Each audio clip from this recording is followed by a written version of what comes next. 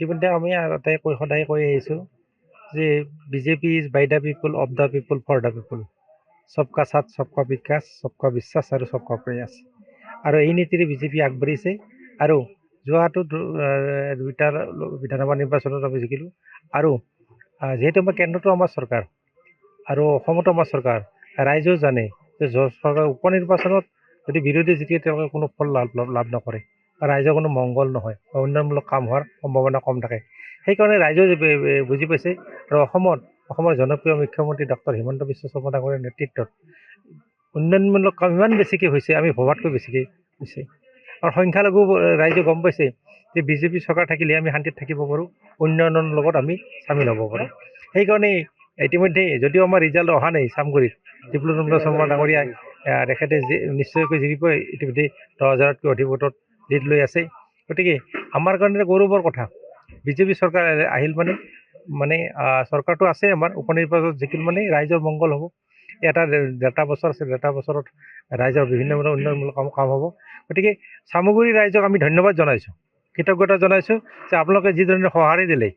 আমি তালৈকে গৈছিলোঁ নিৰ্বাচন প্ৰচাৰৰ, তেতিয়াই আমি গম পাইছিলোঁ, দোকানী পোহাৰী প্ৰত্যেকে কৈছিলে এইবাৰ আমি বিজেপিক ভোট দিম। আৰু তেওঁলোকে কথা ৰাখিলে, তেওঁলোকক ধন্যবাদ জনাইছোঁ। আৰু কংগ্ৰেছে যিবিলাক অপশাসন কৰি ৰখিবুল হুছেইন ডাঙৰীয়াই তাতে এটা মানে একনায়কত্ব চলাইছিলে, মানে তেখেতে যি ধৰণে তাত এটা একনায়কত্ব ৰাজ চলাইছিলে, সেইটো অৱসান হ'ল বা অৱসান হোৱাৰ উপক্ৰম হৈছে। গতিকে চামগুৰি অঞ্চলৰ ৰাইজক আমি ধন্যবাদ জনাইছোঁ। অসম চৰকাৰক, মাননীয় মুখ্যমন্ত্ৰীকে ধৰি মাননীয় ৰাজ্যিক সভাপতি ভৱেশ কলিতা ডাঙৰীয়াক ধন্যবাদ জনাইছোঁ। আমাৰ দলীয় কাৰ্যকৰ্তাসকলে যিয়ে যি ধৰণে পাৰে তালৈকে গৈছে, নিৰ্বাচনত অংশগ্ৰহণ কৰিছে। আমিও গৈছিলোঁ, আমাৰো নিজৰ ভাল লাগিছে। আৰু আমি আজি বা কালিৰ ভিতৰত আমি বিজয় উৎসৱ পালন কৰিম। গৌৰৱ গগৈ পৰাজয় স্বীকাৰ কৰি লৈছে, কি কয়? এইটোতো হ'বই, কাৰণ তেওঁলোকে ৰাইজক আভুৱা ভাৰি আছিলে। গতিকে টেঙা আম বজাৰত কিমান বেচিব আৰু কংগ্ৰেছে?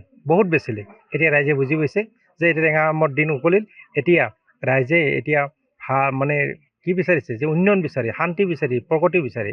আৰু সেই গোটেইখিনি কথাতে আমাৰ মাননীয় মুখ্যমন্ত্ৰী ডাঙৰীয়া প্ৰত্যক্ষভাৱে জড়িত। আমি দলীয় কাৰ্যকৰ্তাসকলে আমি সদায় সেইটোও বিচাৰি আছোঁ। গতিকে আমি ৰাইজকো পাঁচটা সমষ্টিৰ ৰাইজক আমি ধন্যবাদ জনাইছোঁ।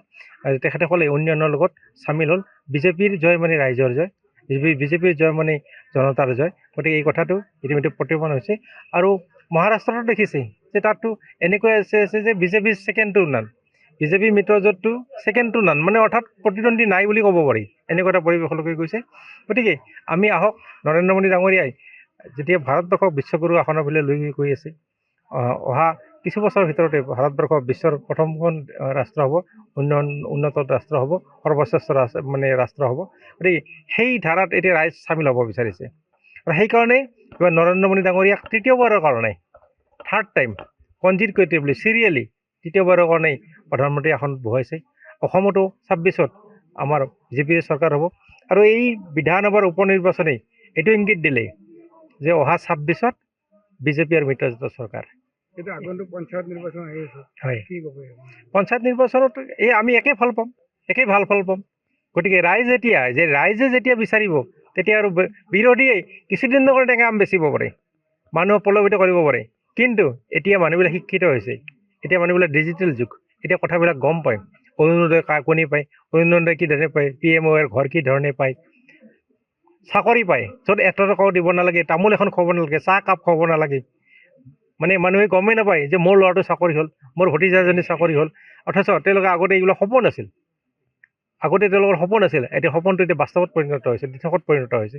গতিকে এতিয়া ৰাইজে উন্নয়ন বিচাৰে। আৰু প্ৰত্যেকে আহক, আমি সকলোৱে আটাই মিলি আকৌ আমাৰ অসমখন নিৰ্মাণ কৰোঁ।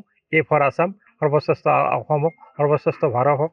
আৰু আমি প্ৰত্যেকে দেশৰ নাগৰিক হিচাপে, আমি প্ৰত্যেকে দেশৰ নাগৰিক হিচাপে যাতে আমি এটা মুক্ত মনে এটা ভাল পৰিৱেশত আমি যদি জীৱন যাপন কৰিব পাৰোঁ। আৰু আগতে কৈছিলে যে আমেৰিকা শ্ৰেষ্ঠ, ৰাছিয়া শ্ৰেষ্ঠ। এতিয়া আমিও অনুভৱ কৰিব বিচাৰিছোঁ যে আমি উন্নয়নৰ ফালে হওক বা আমি সৰ্বশ্ৰেষ্ঠ দিশে আমি আগবাঢ়ি আছোঁ।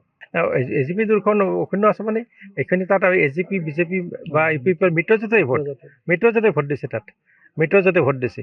গতিকে আমি এনেকুৱা আমি চামগুৰিত বা বিহালীত কোৱা নাই যে আমি অকল ভোট দিছোঁ, আমাৰ মিত্ৰজোঁটে ভোট দিছে। আৰু আমি মিত্ৰতা ধৰ্ম পালন কৰোঁ, আৰু সেইকাৰণেই আমাক ৰাইজে আঁকোৱালি লৈছে। যিকোনো খবৰৰ বাবে যোগাযোগ কৰক 7099017330 অথবা 7099017900